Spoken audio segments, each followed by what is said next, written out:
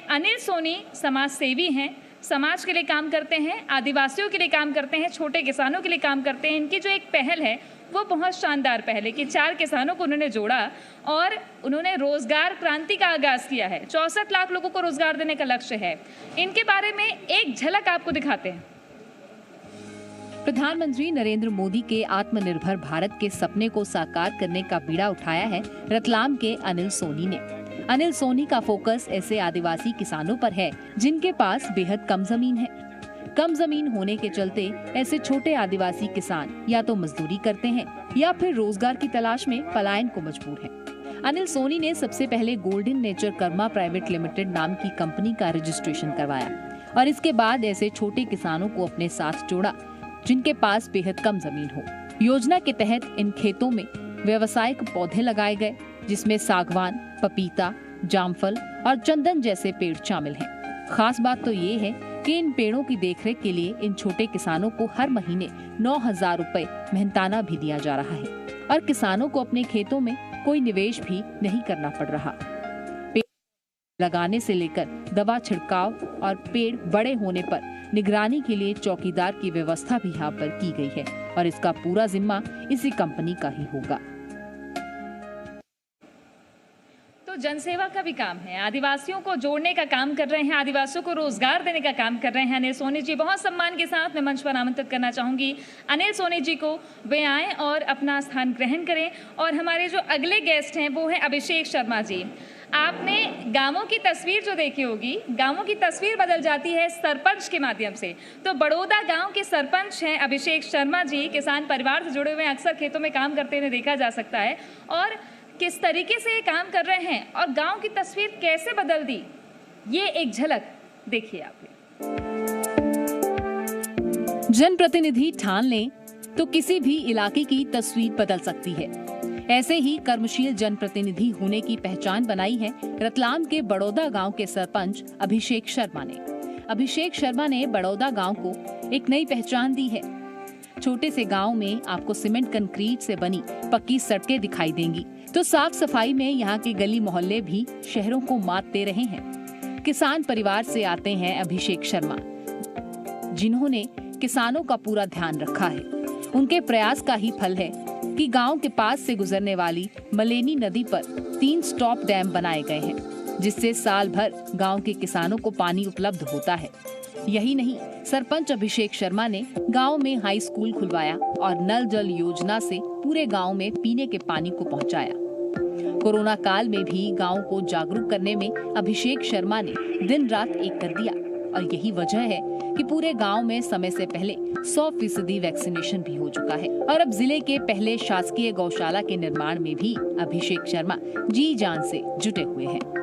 सकती है और ये कितनी अच्छी बात इन्होंने कही है अनिल जी ने कि रतलाम शहर के जितने भी संगठन हैं उनके साथ जुड़कर ये काम कर रहे हैं, न सिर्फ राजनीति में जो लोग हैं बल्कि समाज सेवा से जुड़े लोग भी। तो ये रतलाम की एकता को बताता है, सेवा भावना की एकता को बताता है। अच्छा, आपसे एक सवाल और मैं करना चाहूँगी, ये जो 9,000 रुपये प्रतिमाह दिए जा रहे हैं, ये कैसे उन किसानों को जोड़ा आपने? 4 किसान आपने जोड़े हैं, तो ये सोच तो आपने बता दी, कैसे क्रियान्वयन इसका होता है, कैसे काम करते हैं लोग वहाँ पर? जैसे कि मैंने उन 4 गरीब किसान भाइयों को जोड़ा, उनका 4 भाइयों की खेती थी 8 बीघा, उनमें से मैंने उनसे 6 बीघा करीब ली है और 6 बीघा जैसे भी मैंने उनसे लिए है तो 6 बीघा का करीबन ये पीवत की ज़मीन का बाजार रेट है कम से कम 50-60 हज़ार रुपये वार्षिक में मिल जाती है लोगों को, दूसरे लोगों को खेती करने के लिए। पर किसानों की तरक्की नहीं हो पा रही तो मैंने उन्हीं को उन्हीं के खेत में काम भी आपको संभालना, रोजगार भी देना आपको और ये पेड़ पौधे बड़े होने, बीच में उनके लिए तात्कालिक फसल जो लगती है वो भी लगाई है, पपीता के पौधे, ताकि उनकी 1-1.5 साल बाद उनसे आय होए और उनकी आय निरंतर चलती रहे। सिर्फ किसानों के साथ एक धोखा ना हो। ये 6 महीने की मैं उनको तनख्वाह दे चुका हूँ अब तक और मैं एक बहुत मध्यम वर्गीय परिवार से हूँ। फिर भी मैं एक वचन देता हूँ अपने राष्ट्र को कि मैं सभी संगठनों को साथ लेकर इस क्रांति को पीछे नहीं हटूंगा, मैं इसको पूरा करूंगा। ये रोजगार की क्रांति, रोजगार देने की क्रांति है। ये नई क्रांति है, रोजगार देने की क्रांति है। ठीक कहा तृप्ति आपने। मैं एक सवाल आपसे पूछना चाहता हूँ अभिषेक जी। मेरा आपसे सवाल ये है, कुछ गांव, देखिए सरपंचों को निधि आती है, सबको आती है, विकास की निधि आती है। कुछ कहते हैं सड़क कहाँ से बनवाए, निधि बहुत कम है, आपने सीमेंट की सड़कें बनवा दी। तो ये कुछ विशेष कृपा है आप पे कि आपको ज़्यादा आती है, या दरअसल अगर सरपंच चाहे तो वो उसी निधि का सदुपयोग करके प्राथमिकताएं सेट करके कि क्या गांव की प्राथमिकताएं हैं। अब मैं मोबाइल का टावर लगवाना चाहूँ और गांव की प्रमुख प्राथमिकता है कि वो नालियां बने, तो ये जिद छोड़कर सामूहिक चर्चा करके उसको इस्तेमाल किया जा सकता है क्या? ये उसी पैटर्न पर आपने काम किया? जी, जैसे कि आपको मालूम ही है, ग्राम सभा हर पंचायत में होती है। हम ग्राम सभा में तय करते हैं पूरे गांव वालों के साथ कि इस साल अपने को क्या क्या काम करने हैं, उसकी लिस्ट बनाते हैं। पहले तो सीमेंट कंक्रीट वाली, उसके बाद पानी रोको अभियान, तालाब वगैरह, स्टाफ डैम, जो भी ऐसी प्लानिंग करते हैं कि इस साल मान लो 20 लाख की प्लानिंग हुई, एक उदाहरण बता रहा हूँ, 20 लाख की प्लानिंग हुई तो 20 लाख की प्लानिंग में अपन क्या क्या काम करेंगे। और आप जैसा कि कह रहे हैं बजट तो बहुत लिमिटेड मिलता है, पर फिर भी प्रयास करते हैं, चाहे जन भागीदारी से हो, चाहे नरेगा योजना से हो, चाहे विधायक, सांसद या राज्य शासन का मत, उन सभी मदों को जोड़ के उसको काम की प्लानिंग में उतारते हैं। और उसके बाद ही जैसे कि मान लो ग्राम सभा में तय हो गया कि प्राथमिकता के आधार पर लिस्ट बनाते हैं, उसके बाद प्राथमिकता भी तय करते हैं कि अर्जेंट कौन सा है, मतलब पहले लोगों को असुविधा ना हो, चाहे नाली हो, चाहे रोड हो या चाहे स्टाफ डैम हो, तो उसकी प्राथमिकता तय करते हैं और प्राथमिकता के आधार पे ही काम करते हैं। और उससे जिला प्रशासन से भी भरपूर सहयोग समय समय पे मिलता है हमको। अच्छा, आपने बताया कि ग्राम सभा में जब बातें होती हैं और तय किया जाता है, प्राथमिकताएं तय होती हैं, अक्सर हम देखते हैं कि बजट तो काफ़ी आपने बताया, लेकिन जो लक्ष्य तय होते हैं वो पूरे ना हो पाए उस समय में, तो देखा जाता है कि सरपंच ने ये काम नहीं कर पाया, सरपंच ने वो बोला था ये नहीं कर पाया। एक चुनौती होती है आमतौर पर। तो ऐसे में कितना सहयोग मिलता है गाँव की तरफ से, और जल्दी से जल्दी करने के लिए उस काम को कैसे आप कोशिश करते हैं एक जनप्रतिनिधि के तौर पर? नहीं, देखिए सही बात है आपकी, बजट तो हमेशा कम ही रहता है, पर अगर काम करना है कि चाहे कोई सीसी रोड बनानी है तो एक प्लानिंग कर ली कि वो बनानी है, तो पहले तो अपने पंचायत का बजट उसका इंतज़ार करते हैं जो साल में 2 से 3 बार आता है राज्य शासन का। उसके बाद जन भागीदारी या नरेगा, या उसके बाद फिर विधायक जी और सांसद जी के पास जाते हैं और थोड़ा थोड़ा सबसे अपना सहयोग गांव के लिए मांगता हूं मैं। कोई कार्यक्रम भी आयोजित कराते हैं, उनको बुलाते हैं। वित्त आयोग की राशि का अनुसार रहता है। हाँ, उसका भी बिल्कुल। तो राज्य वित्त आयोग है, और उसके बाद फिर अगर कुछ नहीं होता है तो हम जन सहयोग करते हैं। जन सहयोग मतलब जो हमारे साथी हैं, गांव के लोग हैं, ग्रामीण जन हैं, उनको बिठाता हूं, प्लानिंग करता हूं कि भाई ये काम करना है, अब पैसा नहीं है, आगे से नहीं आ रहा है, तो वो भी कई ऐसे काम हैं कि उन्होंने मुझे आर्थिक रूप से उस काम को करने के लिए बिल्कुल पैसा दिया और काम हुआ उसके आधार पर। ये बहुत बड़ी जिम्मेदारी है आप पे, क्योंकि किसी ज़माने में जब अदालतें नहीं होती थी या पुलिस वगैरह इतना व्यवस्था नहीं थी, तो गांव का जो मुखिया सरपंच है वही पंचों का सरपंच होता था, और वही उस वक्त जुडिशरी भी था, वही लेजिस्लेटिव भी था, एडमिनिस्ट्रेटिव भी वही था। तो आज के दौर में भी सरपंच है, लेकिन सरपंच की जिम्मेदारी उतनी ही अहम है, और ये बहुत बड़ी जिम्मेदारी जो आपके कंधों पर है। अनिल जी, मैं लौट रहा हूँ आपके पास और आपसे मेरा सवाल। अनिल जी, आपने बताया कि पपीते के पौधे भी आपने उस भूमि पर लगवाए, यानी आम के आम और पपीते के भी दाम, नहीं गुठली नहीं, पपीते के भी दाम। तो उसमें व्यावसायिक पौधे आपने कौन कौन से आदिवासी भाइयों से लगवाए थे, जो अभी क्या वो इस स्तर पर आ गए हैं कि अब वो पैसा देने लगे? और जो ये पपीते वाली जो आपने बात बताई, तो क्या ये मल्टी कोशिश है क्या कि आपको तमाम जरियों से पैसे आने शुरू हो जाएं? और 4 का किसानों का आपने जिक्र किया, क्या और भी किसान आपके संपर्क में वो बात कर रहे हैं आपसे? उनको ये कॉन्सेप्ट कैसा लग रहा है? सर, मेरे संपर्क में किसान भी हैं और कई संस्थाएं भी हैं, पर मेरा पहला उद्देश्य है कि मैं प्रधानमंत्री जी की देखरेख में इस प्रोजेक्ट को पूरा करना चाहता हूं। मेरा प्रथम उद्देश्य है कि मैं उनसे मेरी योजना आप प्रधानमंत्री जी तक पहुंचाएं, क्योंकि तब जाके मैं किसी संगठनों को विश्वास दिला सकता हूं कि मेरा हर कार्य सरकार की देखरेख में हो रहा है। ये आत्मनिर्भर भारत की दिशा में काम कर रहे हैं आत्मनिर्भर आप। भारत की दिशा में मैं जो काम कर रहा हूं वो प्रधानमंत्री जी से मिलकर मैं करना चाहता हूं। अब जैसे सरपंच जी एक दिशा निर्देश पर काम करते हैं, तो हम भी एक दिशा निर्देश में के संगठनों के साथ काम करना है। यहाँ एक पार्टीवाद से काम नहीं करना है। कई संगठनों को साथ में लेकर इतनी बड़ी क्रांति को अंजाम देना है। मैंने वहाँ पर तार फेंसिंग करवाई सर्वप्रथम। फिर उसके पास क्योंकि चंदन भविष्य में बड़ा होगा तो उसकी 4 दीवारी के लिए बाज की बाउंड्री बनवाई है। फिर मैंने वहाँ पे 540 चंदन लगवाए हैं और करीबन 2000 के करीब चंदन लेट बड़ा होता है, तो उसके सारे पपीता लगवाए हैं और ऑक्सीजन के लिए नीम के पौधे लगवाए हैं। और ये सब मैं कृषि विशेषज्ञों के साथ मिलकर कर रहा हूँ, अपने माइंड से कुछ भी नहीं कर रहा हूँ, क्या खाद देनी है क्या है। और इसी बीच में क्या हुआ कि अप्रैल माह में मुझे कोरोना हो गया था, तो कोरोना होते होते से मेरी आर्थिक स्थिति और ख़राब होने लगी। फिर मैंने किसान भैया को फ़ोन आने लगे तो मैंने कहा कि मैं पूरा ठीक होकर आपके खेत में आके फिर से मोर्चा संभालता हूँ।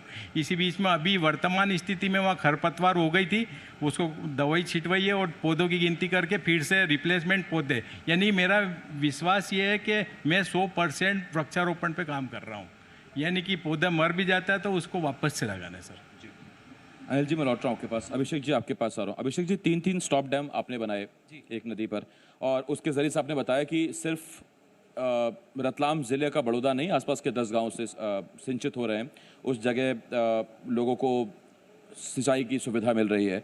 सवाल मेरा बड़ा आपसे सीधा सा है सर, ये स्टॉप डैम के लिए क्या एक बार में उतनी राशि आपके पास थी, या धीरे धीरे चरणबद्ध तरीके से आप आगे बढ़े और उसमें जन सहयोग भी रहा क्या? नहीं, राशि तो जब हमने ग्राम सभा में प्रस्ताव पास किया था उस समय तो राशि ना के बराबर थी, मतलब नहीं थी, यूँ समझो। मैं जिलाधीश महोदय से भी मिला, जिला पंचायत सीओ से भी मिला, सभी वरिष्ठ अधिकारियों के नॉलेज में ये चीज़ें प्रस्ताव जो मैंने पहुंचाए, और फिर लास्ट में यही आखिरी उसका मतलब परिणाम रहा कि नरेगा योजना की तरफ अधिकारियों ने मुझे कहा कि नरेगा योजना में आप बना लो, हम आपकी पूरी मदद करेंगे। और जो राष्ट्रीय रोजगार ग्रामीण गारंटी योजना है, उस योजना में फिर हमने प्लानिंग की। पहले एक छोटा स्टाफ डैम जो ख़त्म हो गया था उसको मरम्मत कराया, वो लगभग 200 साल पुराना राजा महाराजा के टाइम पे था, उसको पहले मरम्मत कराया। फिर एक 28 लाख का स्टाफ डैम नरेगा योजना से। आपका वाला मजबूत है ना, चलेगा ना 200 साल? नहीं, आजकल सियासत की बिल्कुल। नए जो स्टॉप डैम है ज़रा टिकते नहीं है। बिल्कुल। तो उसके बाद फिर 28 लाख का प्रस्ताव भेजा, उसकी सारी प्रक्रिया करवाई, फिर उसमें भी हम सक्सेस हुए, अच्छा लगा लोगों को। फिर मलेनी नदी का एक ऐसा छोर है कि गांव की ज़मीन, कृषकों की ज़मीन नदी के उस पार है, लगभग मान के चलिए कि 60 से 70% ज़मीन नदी के उस पार है। तो लोगों ने बोला कि भाई वहाँ तक बारिश के समय में जाने के लिए तकलीफ भी होती है, तो सरपंच साहब अपने क्या करना चाहिए। मैंने कहा ठीक है, मैं वरिष्ठ अधिकारियों से चर्चा कर रहा हूँ, और फिर चर्चा में निकला, और उसके बाद फिर प्रस्ताव मैंने भेजे। वरिष्ठ अधिकारियों ने उस पर जांच और जो तकनीकी जो रिपोर्ट लगती है अधिकारियों को स्थल पर भेजा, और फिर उसको स्टॉप डैम प्लस काजवे, मतलब एक ही राशि में 2 काम करें, पानी भी रोका और पुलिया भी बनाई।